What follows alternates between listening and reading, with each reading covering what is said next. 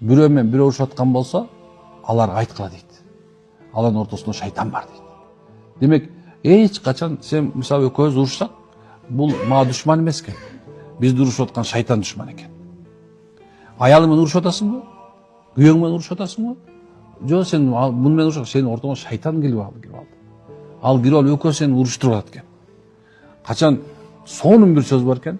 Ауду биллахи минеш шайтанир раджим деген дейт пайгамбарыбыз. Ошондо дейт, ташбаран мал шайтан дейт, араңардан качып кетет деген. Шунда сон дайыма качан бирөө менен ушунтип бардыңыз, кээ бирде машина айдап барсаң ушундай подрез айтат, алдыңа чыгып, кыз, атайын ушундай кылат го.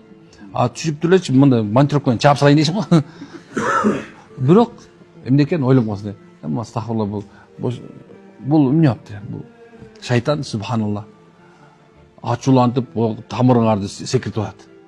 О, мындай. Ауыз биллахи минеш шайтанир раджим деп койсам, шук жок болуп кетет экен баягы шайтан. Көрдүңбү? Ушундай убакыттарда акыйкат душман шайтан экенин унутпайлы.